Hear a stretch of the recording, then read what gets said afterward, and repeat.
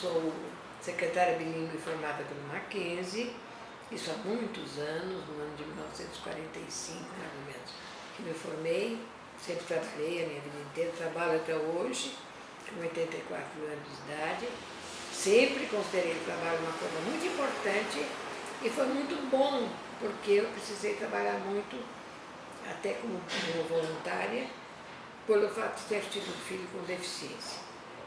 Então, eu sempre vi o fato de ter um filho com deficiência intelectual.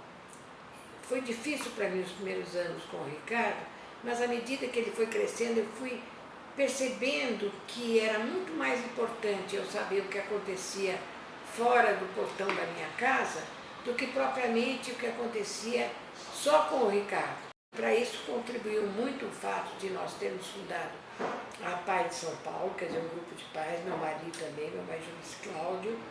Tivemos muito apoio de muita gente dentro da PUC, doutora Enio Aze, por exemplo, já morreu há muito tempo, a psicóloga Ana Maria Popovic, extraordinária Ana Maria Popovic, entende?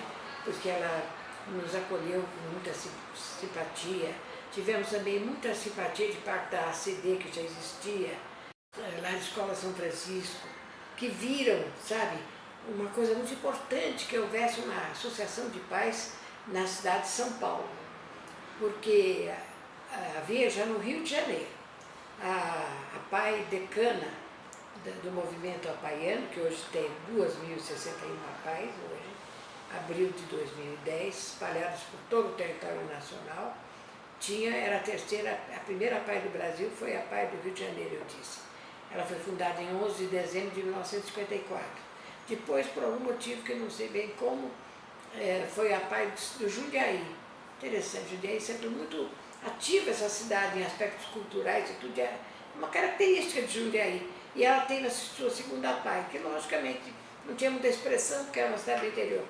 Naquela época, hoje é uma grande PAI. Mas fundamos a PAI de São Paulo, entende? E aí foi fundada, como eu disse, na PUC, e começou a funcionar em 4 de abril de 1961.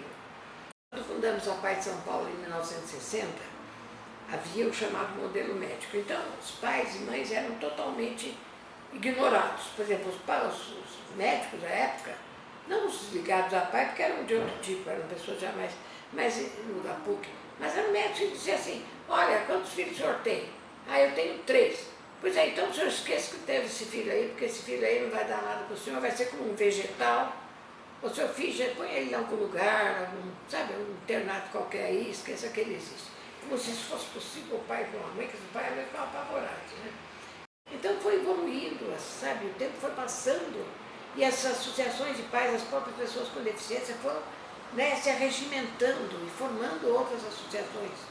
A Convenção sobre os Direitos das Pessoas com Deficiência, de 2008, foi uma das coisas mais importantes que se fizeram. Foi o divisor de águas entre o chamado modelo médico, que existiu durante muito tempo, e o chamado modelo social, que é o modelo de hoje. Onde não é que você ignore a deficiência da pessoa, mas a deficiência da pessoa depende muito do entorno da pessoa. Todos combinam para que ela esteja bem, que ela aproveite bem a vida, aceitando-a com naturalidade, uma metade do caminho já está ganho. Houve muito tempo em que as pessoas com deficiência não queriam de modo nenhum, Suzana, fazer parte de um grupo que tivesse com deficiência mental. Porque você não falava deficiência mental, você falava, hoje várias deficiência intelectual, você entende? Mas falava débil mental, sabe, fraco da ideia, era tudo isso que se falava, né? Além da pessoa com deficiência, você pode reparar que você vê pouca pessoa com deficiência na rua, pode andar por aí, tudo você encontra. Por quê? No tempo que fundamos a PAI de São Paulo, elas eram, essas famílias, Arruda, Botelho, famílias Campinas, sabe, aqueles fazendeiros, escondiam eles. Pegavam o filho que nasceu com deficiência e botavam lá em São Carlos, não sei onde, uma pessoa tomando conta dele. E muitas vezes, os outros irmãos não sabiam que tinha nascido um filho com um irmão com deficiência. Acontecia tudo isso, quer dizer, então havia toda uma vergonha, era uma tara, sabe, era uma coisa horrorosa, você para ter um filho com deficiência, alguma coisa de mal você tinha cometido. A primeira coisa importante que houve foi em 1946, 48, quando foi a primeira declaração dos direitos da pessoa mentalmente retardada. Isso foi uma coisa importantíssima. Então, sabe, nós temos uma série de documentos Tivemos, por exemplo, antes da Convenção dos Direitos das Pessoas com Deficiência, que agora, coisa recente de 2008, teve muito valor, sabe por quê? Porque cada um dos artigos, são quase 40 ou 50 artigos, quase todos eles foram feitos por pessoas com deficiência.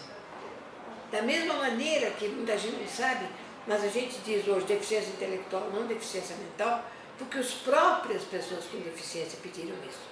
Numa reunião que se realizou em 2000, em setembro de 2000, em Cork, na cidade da Irlanda, onde havia uma Assembleia Geral da Inclusion International, dessa grande organização mundial, que pega mais de 200 países, e eles disseram, não queremos ser chamados pessoas com deficiência mental, porque em muitos países se confunde com doença mental, e nós não somos doentes mentais. Temos dificuldade de aprendizado, temos isso, temos aquilo.